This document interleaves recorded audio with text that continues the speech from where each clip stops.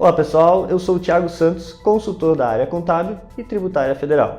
E eu sou Helena Souza, também consultora contábil dos tributos federais. E hoje, nessa edição do ITC News em Debate, nós vamos falar sobre a escrituração contábil fiscal, a ECF.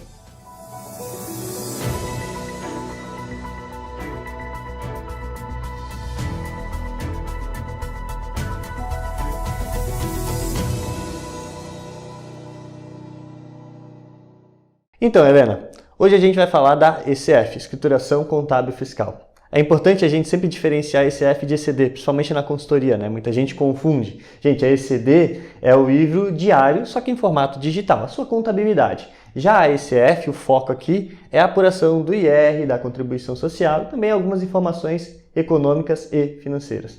É claro que a gente sabe que o contador está aí desde fevereiro com várias obrigações acessórias. A gente veio por DIF, de MED, de MOB, a gente tem DEFIS, aí agora a gente está entrando na parte final, ECD e ECF. Bom, para a gente começar a falar da ECF, é importante a gente comentar sobre a obrigatoriedade, né, Helena?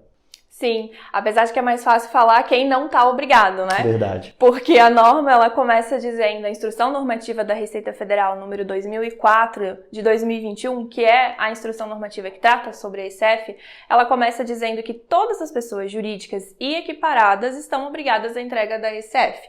Aqui um ponto para a gente lembrar é que não é todo mundo que tem CNPJ, que é considerado pessoa jurídica ou equiparada.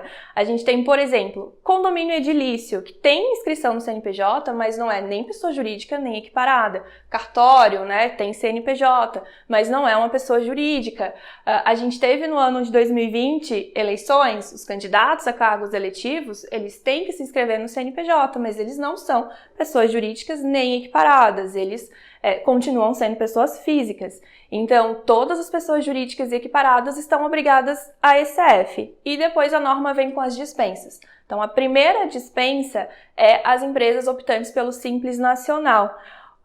É comum dos contribuintes acabarem confundindo ECD e ECF e pensarem que por ter entregue a ECD, também vão estar obrigados a ECF. Então, a norma ela já deixa isso claro. A empresa do Simples não entrega ECF. Até nesse ponto é interessante, Helena, porque, por exemplo, se eu fiquei o ano inteiro como Simples Nacional, não tem que se falar ECF. Agora, eu fui excluído durante o ano, sei lá, de janeiro a março eu fiquei no Simples, de abril a dezembro eu fui o presumido real. Então eu vou entregar ECF, mas não do ano inteiro, só do período que eu estava fora do Simples Nacional. Bom, a Helena falou de uma das dispensas que é para as empresas optantes do Simples Nacional. As outras duas dispensas que a gente tem na norma é para órgão público, autarquia e fundação pública, e a terceira, que também é polêmica, são para as pessoas jurídicas inativas. Aqui, principalmente na consultoria, a gente pega muita gente confundindo inatividade com sem movimento. O fato da minha empresa não ter receita não quer dizer que eu esteja inativo. Para que eu seja considerado inativo, eu não posso ter tido durante todo o ano calendário nenhum tipo de atividade financeira, operacional ou não operacional, ou ainda patrimonial. Se, por exemplo, a minha empresa não teve a receita, mas ela estava tendo despesas ou movimentação bancária, eu já não posso ser considerado inativo. E aí, lógico, se eu não for optante do Simples Nacional, eu sou obrigado à entrega da ECF, né, Helena? Certo, então se eu não me enquadro em nenhuma dessas dispensas, eu estou obrigado à ECF, inclusive as entidades imunizentas, né, que elas têm lá a sua dispensa da ECD em alguns casos específicos, mas ela continua obrigada à ECF. Nesse caso, o manual de orientação determina quais são os registros que essa entidade imunizenta deve apresentar, mas ela deve apresentar. Inclusive, esses registros vão depender se você estava ou não obrigado à entrega da ECD, mas você vai ter que apresentar. Exatamente. Bom, já falamos da obrigatoriedade, é legal também a gente lembrar o prazo de entrega da ECF. Até o presente momento não houve, né, até a gente está elaborando o vídeo, não houve prorrogação no prazo. Então a ECF ela continua até o último dia útil do mês de julho, mês 7. Teoricamente, se isso se confirmar, vai ser o primeiro ano em que ECD e ECF estão na mesma data, porque a ECF foi prorrogada. Em regra geral, a ECF ela é sempre 2 meses após a ECD. Então, eu tenho a ECD em maio, eu tenho a ECF em julho. Ano passado, por exemplo, a ECD foi em julho e a ECF foi em setembro. Até o presente momento, não houve essa prorrogação. Então, ECD e ECF, em situações normais, estão em julho. É bom a gente falar de situação normal porque sempre tem situações especiais, né? Sim. Então, no caso da empresa ter passado por um evento especial, por uma situação especial, fusão, cisão parcial, cisão total, a empresa foi extinta, né, foi baixada, foi incorporada, ela tem um prazo diferente da apresentação da ECF, que é até o último dia útil do terceiro mês seguinte ao evento especial, exceto nos casos que o evento especial ocorreu de janeiro a abril, que o prazo continua sendo o último dia de julho, o último dia útil do mês de julho, então dia 30 de julho. Então, por exemplo, a minha empresa foi baixada em março, né? Então, agora em 30 de julho eu teria 2 arquivos para entregar. O primeiro arquivo, contendo as informações do ano da situação normal de 2020, que eu vou entregar até o dia 30 de julho, e o segundo arquivo, contendo a situação especial do ano de 2021, de janeiro até março, né, a data da baixa da empresa, que eu vou entregar também até o dia 30 de julho. Agora que a gente já falou dos prazos aqui, vamos falar de quem não observar esses prazos. A pessoa estava obrigada e não entregou. Quais são as multas, Thiago? Então, aqui é um ponto importante, porque a multa da ECF ela tem uma particularidade. Porque eu tenho uma multa específica para quem é lucro real e eu tenho uma outra multa para quem não é lucro real, empresa de lucro presumido, entidade imune ou isenta. Então, por exemplo, para quem é lucro real, a multa é de 0,25% por mês calendário ou fração de entrega em atraso, limitado a 10% do lucro líquido do período.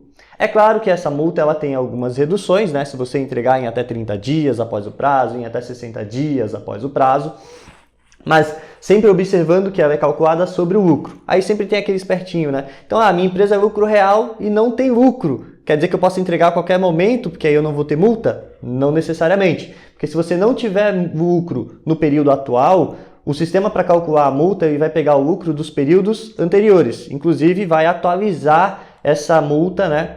Esse lucro vai atualizar pela Selic para que essa atualização, esse valor atualizado, seja a base de cálculo da sua multa. Mas essa é a multa para quem está no lucro real e, lógico, se entregar o ECF em atraso. Para quem não é lucro real, é outra multa, né, Helena? Sim, aí a gente tem aquela multa padrão do SPED, né, de 0,02% por dia de atraso, limitada a 1% sobre a receita bruta da pessoa jurídica nesse período da escrituração. Então, essa multa vai ser aplicada a lucro presumido, às entidades imunizentas que não respeitarem o prazo. E aqui, nesse caso, diferente da multa do lucro real, se eu não tenho receita, a norma ela foi omissa nesse caso, ela não estipulou uma multa mínima. Então, não existe uma regra para eu calcular a multa em caso de receita igual a zero. A multa vai dar igual a zero. Qualquer percentual, matematicamente falando aqui, que eu aplicar sobre o valor de zero, vai dar zero. Então, não tem multa se você não tem receita naquele período. Lembrando que se for gerada a multa, ela é gerada automaticamente no momento que você transmite a ECF, ela já é gerada e cientificada ali o contribuinte nesse momento da transmissão. Além da multa por entrega em atraso que a gente está comentando, é importante observar também que eu tenho multa por entrega de ECF com informação incorreta, omitida ou inexata. Por que isso chama bastante atenção? Porque é muito comum na prática a gente observar na consultoria o contribuinte, quando chega lá perto do prazo, no dia 30 de julho, poxa, eu não vou conseguir entregar ECF. Então o que ele faz? Ele entrega em branco para cumprir com o prazo, lá na frente ele retifica.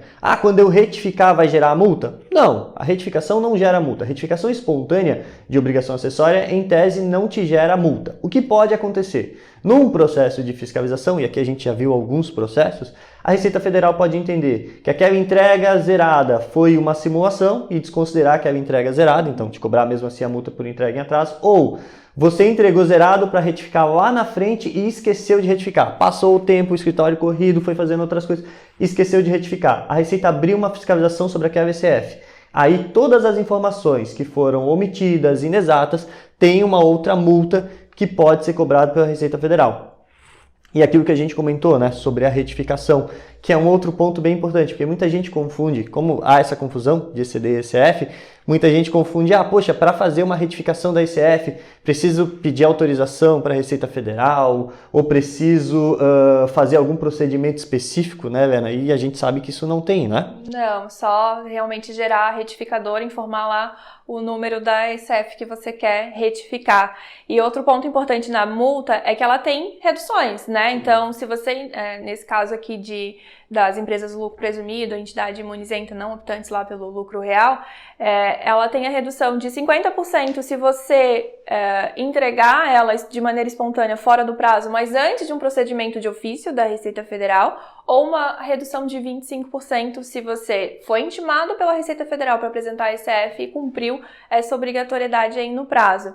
E antes de finalizar, vamos falar das assinaturas então, né, Thiago? Verdade. Aqui nesse caso, a gente, na ECF, ela obriga, né, o contribuinte que tenha pelo menos 2 assinaturas, né? A assinatura do contador e a assinatura da pessoa jurídica, do CNPJ da pessoa jurídica ou o procurador daquela pessoa jurídica com seu CPF ou seu CNPJ, e o procurador